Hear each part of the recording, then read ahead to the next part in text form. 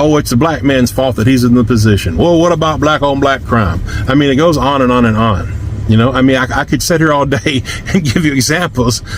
All lives matter. I mean, it just goes on all day. Black people ask for justice. White people find a way to try to obscure it, to try to take away from it, to try to demean it. We are colonizers. And I say that based on our behavior, collectively as white people. And until we stop being gaslighters and colonizers, white people are on a path of self-destruction. White supremacy, the lies of white supremacy, the colonizing mentality has never brought the white man happiness, and it never will. It's toxic, dysfunctional, and self-defeating. And it's not helping us.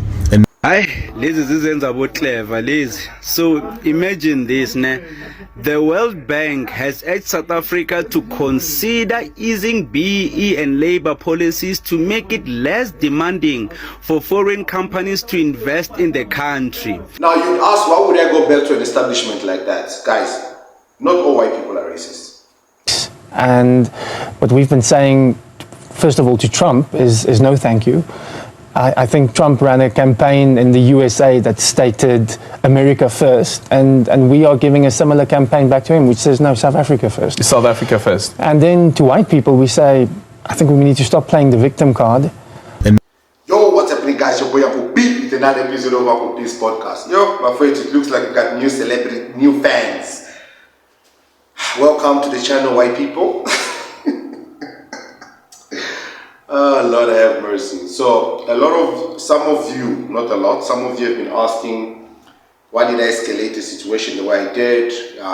Could I have de-escalated the situation? And you guys are making me use big English because of just having an issue with the Mulungu. Guys, this is the thing now. I purposefully allowed that situation to happen because the disrespect was not asked for. I literally walked in there. I greeted the waiters and waitresses. I then proceeded to see the owner of the place. I greeted him. There was this old white lady there. I gave her a very beautiful compliment that made her feel very sexy. And she's like, oh my God, you made my day. So everything was going great. Then I noticed there was music playing, like I said. Then I made that short little video in the beginning stating that, hey, listen guys, da-da-da-da. So while I sat, I didn't really pay attention to the restaurant. But obviously he was right in front of me. So it is my table, space, another table, space, his table. So he's in the far corner, I'm in the far corner. That's why you see as we were talking, even while he was still on his table, we were shouting. That's the reason why he came to my table, because he was too far from me. So his issue was that I had my tablet and I was listening to content. And it was bothering him because he was on an important phone call. Which is weird because the place was playing loud music. So he proceeded to choose the words that he chose to address me. So my thing was, when I eventually noticed that I was being spoken to, because I didn't know he was talking to me, because I think he repeated it like 3 times. So I didn't know he was talking to me. So eventually, because I'm not there with anybody, I'm there by me. I figured if somebody would want to talk to me, they would come to me. You know, courtesy, respect, if you know me or you don't know me, whatever. So when I eventually noticed that there was somebody screaming, because there was noise at the place, I lifted my my face, I noticed he was pointing at me. And it's like, oh, okay, sorry, are you talking to me? And then it's like, who do you think I'm talking to? And I was like, oh, snap. Something's about to happen here. I'm like, are you fucking seriously talking to me? And he's like, is there any other fucking person here? And then he used that big English word that I had to go to the dictionary. And that's what annoyed me. What annoyed me is he insulted me with a very big word. And I was sitting there like, what the fuck did this nigga say? So I took my tablet and I went digging it. And I was like, ha! So in that moment I noticed, you know what, now this is a teaching moment. This is a teaching moment. And that's when I started recording. Honestly, at no stage was I ever going to beat him up. At no stage was that ever going to get physical. That's the reason why you see I allowed him to sit on my table and I had my food. The reason I didn't leave the restaurant, it was to show the owner that he doesn't have the power to kick me out of that restaurant. I was going to leave at my own accord. And it was never to show that I'm strong or I'm boastful. It was to show that you are wrong. Even the person who did the wrongful thing came to apologize, but his ego couldn't allow him to say, guys, you see, you caused a lot of commotion. Now you guys are busy talking like friends. I really didn't appreciate. No, his ego couldn't allow him. He wanted me gone, but he needed to make it look like he's trying to get both of us out. And the reason I'm saying this is because this is not the first racial incident that has happened at the restaurant. So I've had a racial incident happen at House of Ribs in East Rand. And someone's going to be like, how, Uncle P, why only you? No. It's not why only me. And it's because maybe because I'm black. Because the racial incident happened with the white manager also at House of Ribs in East Rand. And I even came back to this House of Ribs in middle there and I told the owner, I'm like, yo, the experience I had at East Rand was so bad. He's like, oh, I can't believe it, because me and the owner of this House of Ribs were really chilled. I had a racial incident happen in this House of Ribs where when I walked in with my baby mama and the kids, white women, and there was an old white couple sitting the table next to us, and they were extremely uncomfortable with us being there. And they asked if they could move us or they can move them. So instead of moving them and doing it quietly so they don't make it look like we know what's happening, because I already picked up what was happening and I told baby mama what was going on, they came to us and asked us if we could move out. Now the problem is we were sitting inside and there were no more tables inside, and they wanted us not to go sit outside when our preference was inside. So then I said, why are you guys asking us to move? They said, no, they forgot that the table was booked. House of Rib doesn't book tables. You don't book tables unless you are having an event. And they usually reserve, and they usually would set up the event tables at the far corner. Everybody knows where people hold birthdays is next to the bar, never in the center of the actual restaurant. So as this encounter was happening, the couple got so frustrated seeing us there and all this happening, and the white lady blurs out, can we just move? We will move. It's fine. We will move. We don't want to sit next to them. We don't want to hear all this. We will move. Now you'd ask, why would I go back to an establishment like that? Guys, not all white people are racist. That's the truth. To me, that incident was not the owner. And the person who was handling the situation was actually their black manager. So I cannot call the owner of the place a racist or call the place a racist place if it is not being racist to me. It is the guests that got it that behave racist. Now, this time around, the owner showed racial remarks and racial decision making, because even when I was about to leave, I said nothing to him. You had already said that you are no longer welcome there.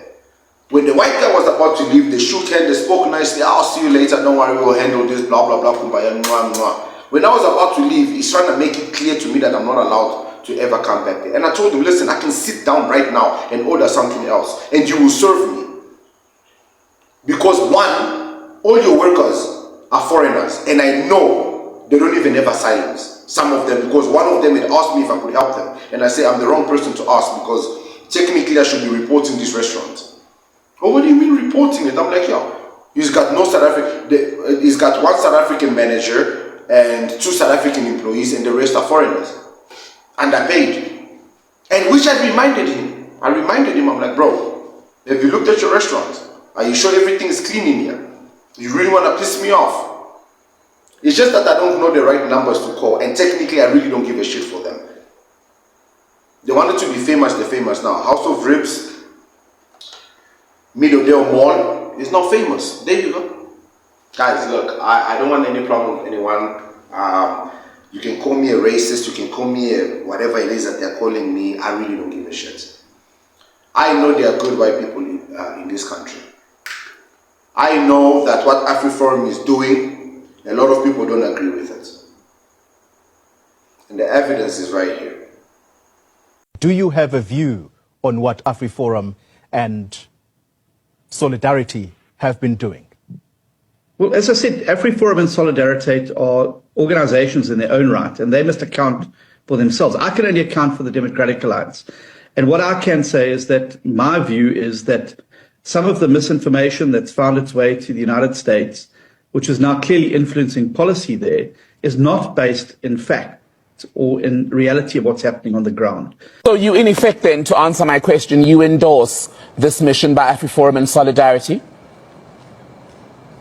Well, if we listen to what they are saying, do we differ from that? I don't think who differs from that. I'm asking you, sir, if you, as the Freedom Front Plus, endorse the message that they've taken. Absolutely. Freedom Front Plus endorses it, DA refuses to endorse it. And this is the reality, guys. Those that know the truth know the truth. But the racists will sing a different song. I'm not saying the DA is racist or not racist, but what I'm telling you is people that know what's right will always stick with the right. People that know what's wrong, they will always side with what benefits them. And this is the reality that we're living here in South Africa. That we have certain individuals that they think that they are better just because they are white. They think their skin gives them privileges above others. Because what gave that man the right to speak to me when I never spoke to him? We don't know each other. And when he did choose to speak to me, why did he not come and approach me like a man? Because guys, if you look at me, I don't look like a friendly person. I look like an angry motherfucker. So to disrespect me, that means you must have hatred. I mean, I literally look like I can break you into pieces. So for you to have that strength to look at a man like me, bearded, bold, big, and disrespect me, that means you feel that you have a superior power above me. And that's the reason why when he called the police, he didn't call 10-111, he didn't call 112. He immediately called his white friend, his white police friend. And thank God that his white police friend happens to be a good officer and told him, hey bro, no, that's not how it's done. Handle it or call the actual police station and they'll send a vehicle of whoever is within the place. Guys, listen. I'm okay with people calling me racist. I really am. But the truth will always remain the truth. White people, and I repeat, when I say white people, I'm talking about the racists, do not want to be a part of us. And it's not only Afrikaners, and it's not only the English. Lezi zizenza bo clever lezi. So imagine this, ne? The World Bank has urged South Africa to consider easing BEE and labor policies to make it less demanding for foreign companies to invest in the country. In other words, they're saying South African companies must stop prioritizing black people. The government must basically stop helping people, and that's when foreign investment will come into the country. Imagine that. That is the same trick they... And this is what I've been saying, guys. People act like as if we are ignorant and we're becoming smart. The ANC did not fail us. The white man has always been in control.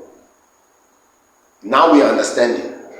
Because you exposed yourself through the GNU, the white man has been exposed.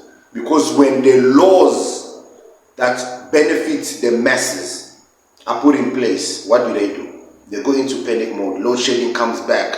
Service delivery becomes a problem. USAID, this, everything starts going left and right.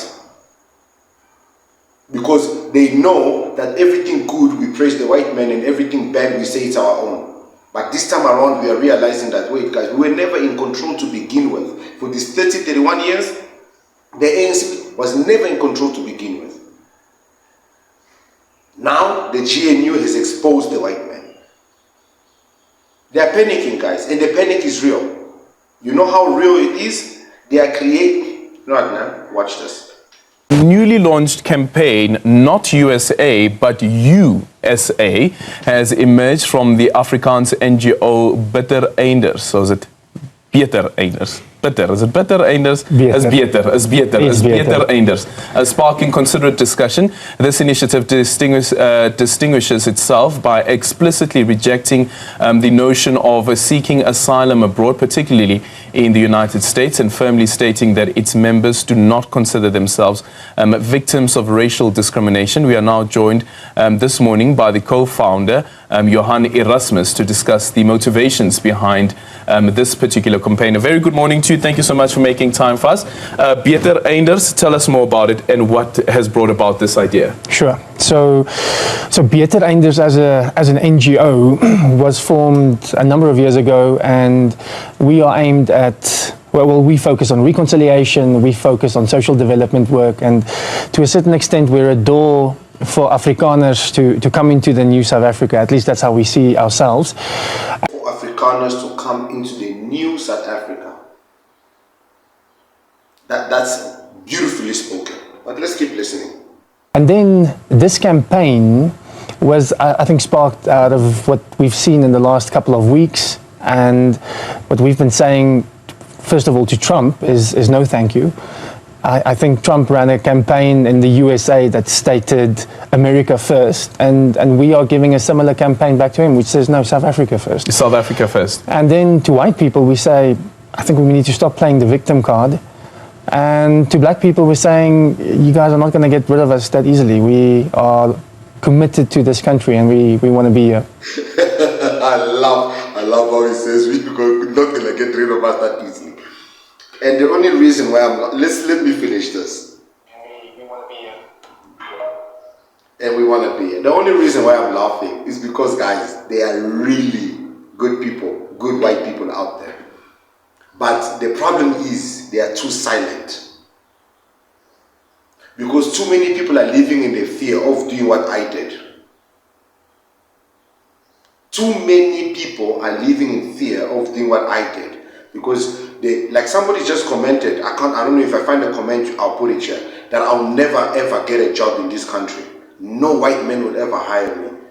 And there are no black companies. Enough black companies for me to get a job. So basically my life is dependent on a white man to hire me. So basically that individual is saying indirectly that every white person is racist. And I'm telling you right now, they are not. Guys, there are a lot of good white people out there. But unfortunately, they do not speak out. You know why I know there are good white people out there? Because I went to the mall today and I bumped into this random white couple with their children. They stopped me and they apologized to me for what happened at the restaurant. They're like, we were there. We really wanted to come, but we saw you were so upset and so angry. I laughed. I cracked them up. I'm like, no, I wasn't upset. I was just acting. What? And I told them, no. I gave them the channel. They're like, oh my God, we're going to follow you and subscribe. And I said, listen, I just needed to teach him, the racist, an example. He's like, oh, we were wishing we were going to beat him up, this. I'm like, I was. But then again, I thought it's not worth it. And at that stage, I realized I wasn't really that angry. So there was no need to escalate it to physical violence. And if he had touched me, something might have gone wrong. But guys, this is the reality. The reality is good people need to start to speak out. Good white South Africans need to start to speak out. And I'm surrounded by a lot of good white people. So you must understand, when I do content like this, it's not easy. It's not easy at all, because I still have to talk to them on a daily. And some of them are subscribed and they gotta watch this. That's why you see I'm not bothered about being called a racist. Because I know for a fact I am not.